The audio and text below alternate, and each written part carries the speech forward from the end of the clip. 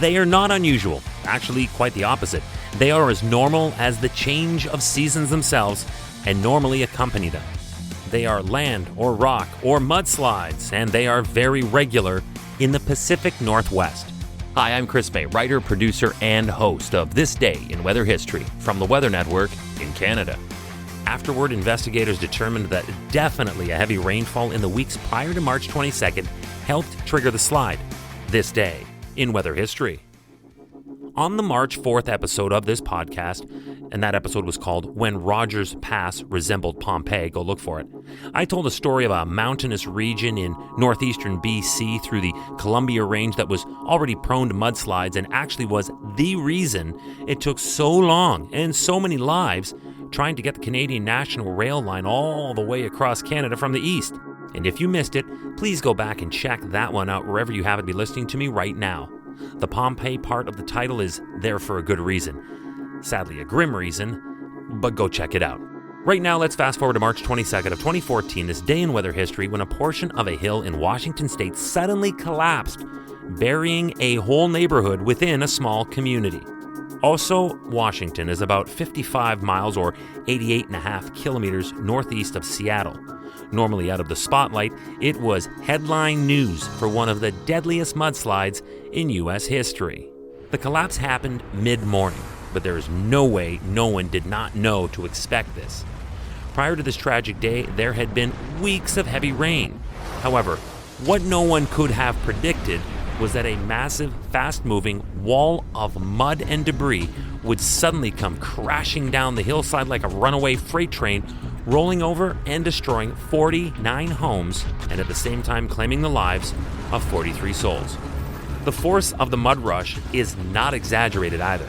Those on site for the recovery remembered seeing cars that were not washed away. Rather, they were crushed to the size of a refrigerator or smaller. A lot like what you'd see at a car scrapyard. You know, those big machines come in and they compact them down.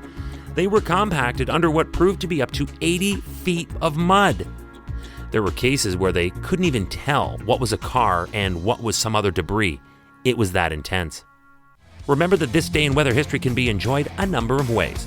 Right now, you're listening to the full version of today's story on your favorite podcast provider. I hope you've subscribed. But there is also the daily podcast video short. They're shot right here in my recording studio, so you get that perspective. And oftentimes, they include visuals from the day's event from when it happened in weather history. So after listening to the full story here, go check out the video there. It's the podcast video short on television or online anytime at theweathernetwork.com/weather history. Okay, just like the March 4th story from Rogers Pass, British Columbia, the Oso area has also long been prone to mudslides, some dating back thousands of years. So, it was not a stretch for me to comment earlier that they had to know this was possible after that much relentless rain. They had millennia of case studies. So mudslides, also known as mud flows, are a common type of landslide that are triggered by freeze-thaw cycles and rain where the earth suffers fissures and breaks away. It's natural and normal. Still, each year in the United States, more than 25 people on average die due to landslides, while thousands more are killed elsewhere around the world. Some of those notables include 1969. Hurricane Camille created a flash flood and mudslide that killed an estimated 150 people in Virginia. And then there was 1985, when a landslide that was set off by heavy rain in Puerto Rico killed 130 people. And then it was landslides and flash floods that was caused by monsoon rains in 2013 in India that took the lives of close to 5,700 people. But what happened in Oso was a tragedy that claimed the lives of a whole community and took away whole families at once. This day in weather history. Hey, do you like the podcast? We'd love to hear from you. If you have an idea, go right now to wherever you're listening to me and rate us if you would, please. It's on a 5-star system, and we would love as many stars as you can afford. So rate us, but then also review us. This way we can always stay on top of how you'd like to see the show evolve.